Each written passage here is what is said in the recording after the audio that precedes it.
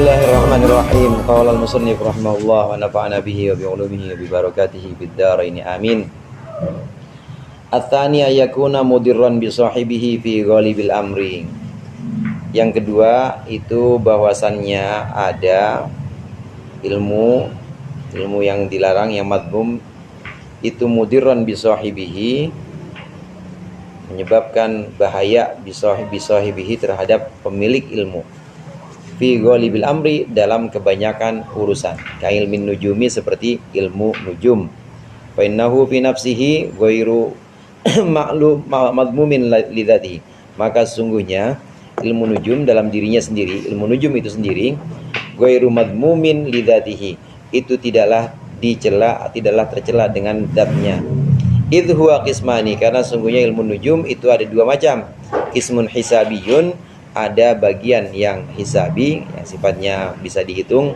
Waqad nataqal Qur'anu, dan sungguh telah membicarakan Al-Qur'an bi anna masira syamsi, bahwa sungguhnya perjalanan matahari wal qamari dan bulan itu mahsubun, bisa dihitung. Idz qala azza wa jalla, ketika Allah azza wa jalla bersabda, berfirman, asyamsu wal qamaru bihusban, matahari dan bulan itu bihusban ay mahsub, itu bisa dihitung. Ar-Rahman. Wa qala azza wa jalla, wal qamara qaddarnahu manazila hatta ada kal urjunul qadim, dan akan bulan qaddarnahu, kami tetapkan, huwa kan qamar, kami tetapkan manazila, akan beberapa manzilah atau beberapa posisi tempat. Hatta ada, sehingga kembali bulan tersebut, kal urjunil qadim, seperti apa? Urjun tuh tandan tuh pisang ya? Om Pak itu kalau tandan pisang berapa tandan om? Tandan lain lagi. Seperti tandan yang sudah tua, qadim, amat tua, Yasin ayat 39. Wathani, dan yang kedua, bagian ilmu nujum yang kedua, jenis yang kedua, al-ahkamu, yaitu hukum-hukum.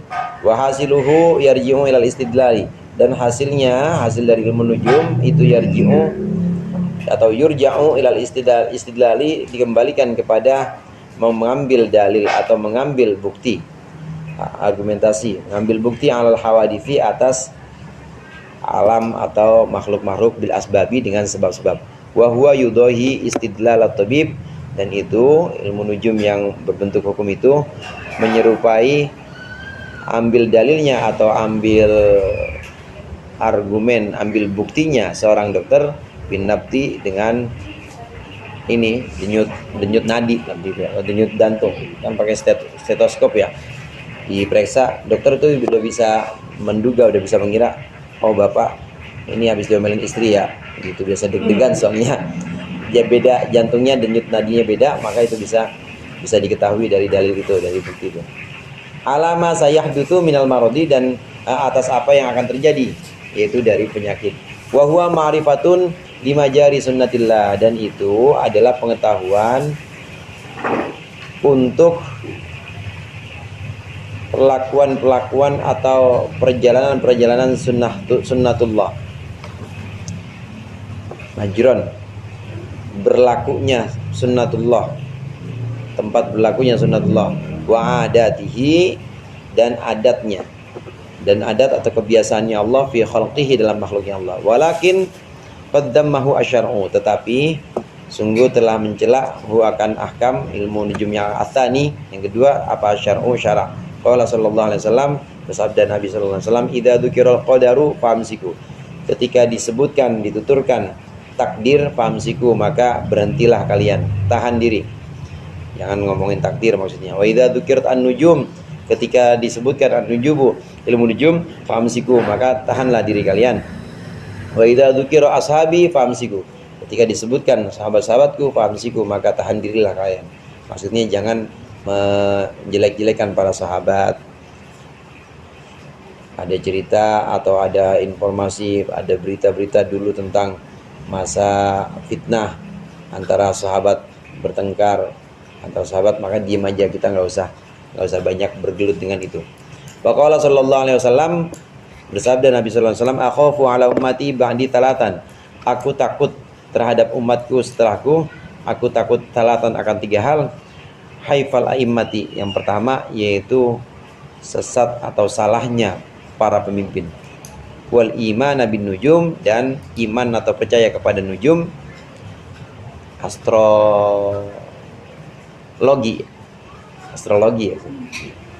Wa takdziba bil qadari, dan mendustakan takdir. Wa qala Umar bin Khattab, dan berkata Umar bin Khattab radhiyallahu anhu, ta'allamu minan nujum ma tahtaduna bihi. Belajarlah kalian dari ilmu nujum sesuatu tahtaduna bihi, yang kalian mendapat petunjuk dengannya, fil barri wal bahri, di daratan maupun lautan. Tsumma amsiku, kemudian setelah itu berhentilah, tahan diri, jangan terus-terusan. Jenis ilmu yang kedua, ilmu itu pada dasarnya pengetahuan. Yang namanya tahu itu nggak tercela. Ya orang tahu, kita tahu kopi warna hitam masa dicela? Masa tercela? Kan enggak, memang alami aja. Kita tahu kalau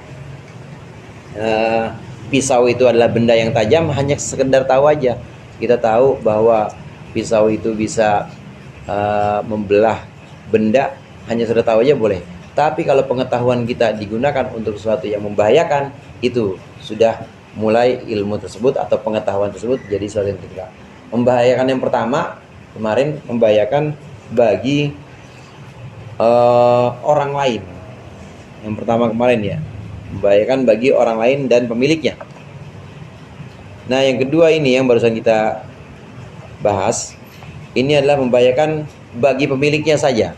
Dalam kebanyakan urusan, orang yang punya ilmu ini, orang yang punya pengetahuan tertentu ini, kemungkinan dia akan rusak imannya atau akan terganggu jiwanya. Pokoknya untuk yang mempelajari ilmu ini maka akan bahaya. Itulah sebabnya ilmu tersebut disebut dengan ilmu yang tercela. Bukan karena ilmunya yang tercela, tapi karena efeknya. Efeknya ini yang kemudian sebentar. Halo. Assalamualaikum. Waalaikumsalam. Iya bang. Sehat. Alhamdulillah sehat. Saya lagi ngaji, ntar saya telepon ya. Oh iya. Iya maksudnya. Iya. Saya telepon. Iya Ustaz. Bukan sebab ilmunya itu sendiri, tapi sebab efeknya. Seperti ilmu nujum, contoh yang di sini ilmu nujum. Ilmu nujum itu bukan karena kita tahu jalan atau peredaran bintang, kita tahu tempat bulan itu malam pertama di sini, malam kedua, malam ketiga, sampai malam ke-15 itu bulat. Kemudian mulai hilang lagi cahayanya. Kalau hanya sekedar tahu gitu doang mah nggak tercela, tidak dipaidu atau tidak oleh agama dicela, tidak. Tapi kalau kemudian menimbulkan efek, maka itu jadi tercela, pengetahuan tentang peredaran bintang dan bulan itu. Karena pengetahuan tentang peredaran bintang bulan yang kadang-kadang disebut dengan ilmu nujum, ini ada 2 macam kata Imam Ghazali. Yang pertama ada yang sifatnya hisabi, jadi kaitannya dengan ilmu hisab. Ilmu hisab yang dimaksud di sini bukan samsu atau puron. Ilmu hisab di sini benar-benar ilmu hisab buat bikin kalender. Selama setahun, bahkan bisa sampai puluhan tahun ke depan itu bisa kalau pakai ilmu hisab. Ilmu hisab karena udah dijelaskan di dalam Al-Qur'an juga. Asyamsu wal qamaru bi husban. Emang ada perhitungannya dan gak bakal meleset. Melesetnya itu kemungkinan meleset itu kecil. Ilmu hisab. Ilmu nujum yang bagian hisab ini, yang bagian perhitungan jalannya benda-benda langit, ini boleh dipelajari. Nah, satu lagi ada ilmu nujum yang modelnya ini adalah berupa hukum-hukum adat atau kebiasaan. Kebiasaannya nih, kalau ono lintang kemukus, lintang kemukus, tahu Satasan? Nggak tahu ya. Jadi bintang ini, kalau astronomi atau ilmu antariksa sebutnya komet. Ya, komet. Bukan meteor, kalau meteor lagi doang. Nah kalau komet tuh enggak, tiap malam ada dan diem gitu, cuma ada buntutnya. Nah biasanya kalau ada bintang kemukus itu akan terjadi bencana besar. Gitu. Ya memang kebiasaan adatnya begitu, adat kebiasaan yang dipelajari oleh orang-orang yang memang bergelut dengan itu, dengan bintang, dengan peredaran di langit, itu dicatat kemudian ya direkam atau disimpan. Oh, biasanya kalau ada bintang ini, bintang berbuntut ini atau kemukus, biasanya akan terjadi bencana besar. Nah, itu benar dan gak meleset biasanya, jauh, melesetnya jauh. Ini berupa hukum-hukum yang bisa dibaca dari fenomena-fenomena alam. Yang seperti ini kalau dipelajari dalam-dalam, ini tidak boleh, karena berarti kita menggantungkan takdir atau qadar kepada benda itu. Padahal benda itu cuma ini aja, cuma petunjuk aja. Sama seperti dokter yang menghitung atau yang memeriksa denyut nadi pasiennya, nah kemudian dia bisa mendebak, ini sebentar lagi ente ini nih cuma divonis cuma sekian abad hidupnya ini ya panjang banget. Itu ramal-ramal gitu dokter bisa tahu karena adat atau kebiasaan. Di sini sebut adat. Terjadi fenomena itu berulang-ulang kemudian dicatat oleh dokter. Begitu juga ahli perbintangan, fenomena itu terjadi berulang-ulang dicatat, akhirnya muncul hukum itu tadi. Biasanya kalau ada bintang ini akan muncul peristiwa ini. Biasanya kalau sudah masuk bintang layang-layang itu salib selatan kadang-kadang disebut, itu berarti sudah masuk musim hujan misalnya, dan lain sebagainya. Ini adalah tanda-tanda yang bisa dibaca dari alam untuk menentukan hukum atau menentukan satu peristiwa yang ada di dunia, yang ada di realitas. Ini tidak boleh dipelajari dalam-dalam, kata Rasulullah dan kata Sayyidina Umar. Kalau sudah disebutkan tentang nujum yang dimaksud di sini bukan nujum buat bikin kalender, bukan, tapi untuk meramalkan kejadian, maka amsiku, maka hati-hati. Kenapa dilarang? Karena 3 hal. Ahaduha annahu mudirun bi aktsaril khalqi, bahwa sungguhnya ilmu nujum yang sifatnya itu hukum-hukum yang kedua, itu berbahaya bagi kebanyakan makhluk, kebanyakan orang. Fa innahu idza ulqiya ilaihim anna hadhil athara tahdutsu aqibas siyaril kawakib. Maka sungguhnya ketika disampaikan kepada mereka bahwa sungguhnya athar atau kejadian fenomena-fenomena ini tahdutsu itu terjadi akibat siyaril kawakib, mengiringi perjalanan bintang-bintang. Kalau disebutkan seperti itu, waqa'a fi nufusihim, maka akan terjadi, akan nempel dalam jiwa mereka, annal kawakiba hiyal mu'athiratu atau mu'thiratu, bahwa sungguhnya bintang-bintang itulah yang menyebabkan atau memberikan efek. Wanaha, muncul dalam hati mereka, orang-orang kebanyakan tawam, bahwa sungguhnya kawakib itu al-alihatu adalah Tuhan-Tuhan, al-mudabbiratu yang mengatur. Karena sungguhnya kawakib itu jawahiru syarifatun samawiyatun, itu adalah substansi atau benda-benda langit yang mulia, benda-benda mulia yang langit, yang ada di langit.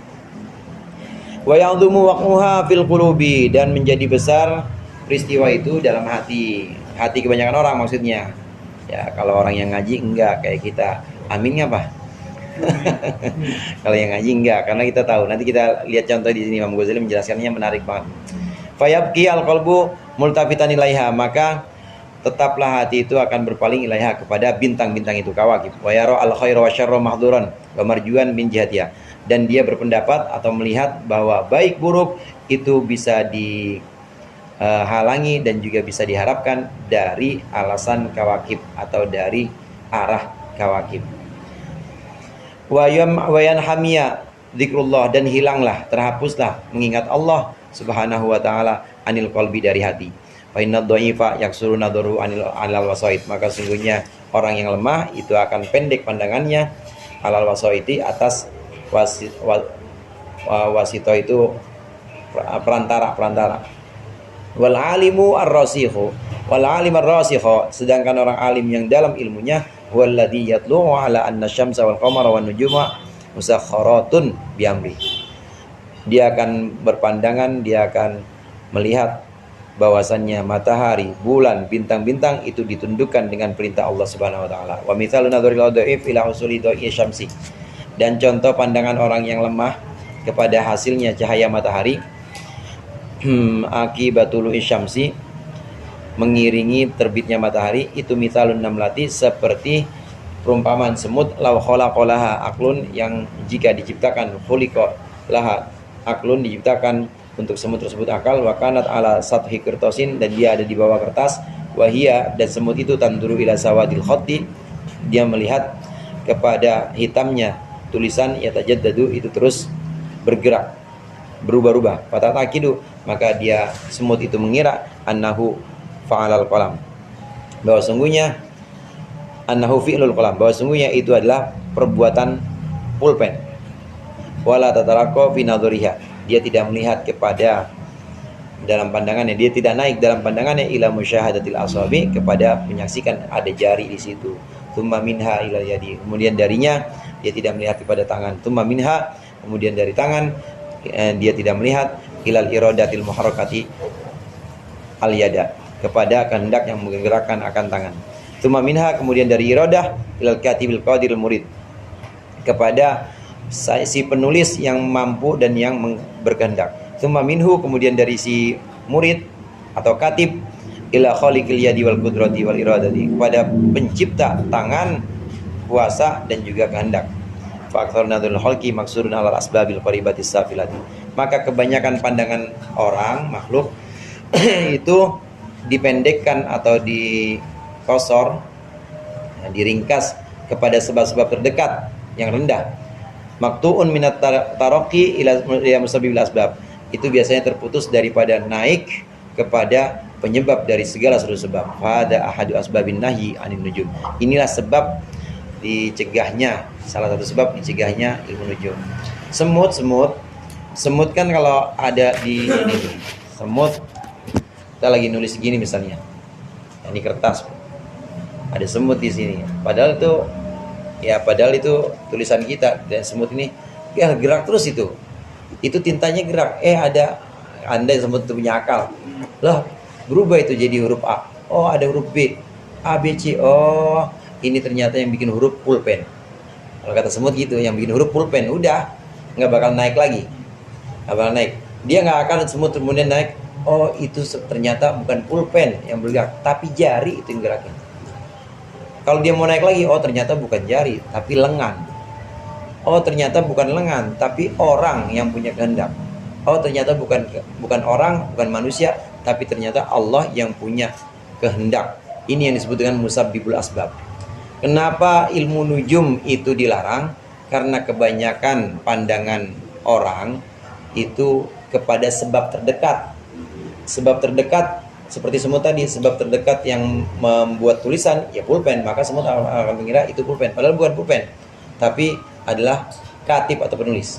Begitu juga orang kalau belajar ilmu nujum, oh sebab turunnya ini krisis moneter kemarin itu ada bintang kemukus, makanya terus ada turunnya Pak Harto Orde Baru, wah kemudian kerusuhan di mana-mana, oh itu sebabnya ada bintang kemukus, padahal bukan itu.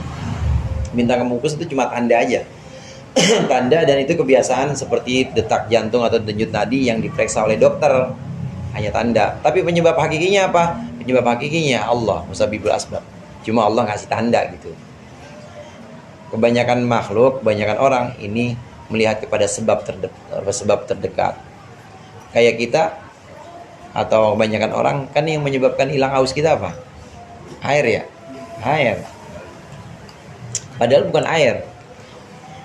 Tapi apa? Tangan kita yang deketin ini ke mulut. Padahal bukan tangan kita. Tapi apa? Tapi kehendak kita. Padahal bukan kehendak kita. Tapi apa? Rasa haus di sini misalnya. Dan seterusnya. Pokoknya yang dilihat oleh kebanyakan orang itu pasti sebab terdekat. Padahal ada runtutan yang lebih jauh lagi kalau kita naik. Ini alasan kenapa ilmu nujum yang kedua, yang kelompok disebutkan tadi di situ sebagai ahkam, hukum-hukum atau mengamati sunnatullah di alam semesta dengan ilmu nujum itu dilarang karena alasan itu tadi. Kebanyakan orang itu melihat sebab pasti sebab terdekat, dia sulit untuk naik. Tapi kalau yang al-alim ar-rasikh, dia pasti akan naik kepada musabbibil asbab. Wallahu a'lam bishawab. Al-Fatihah.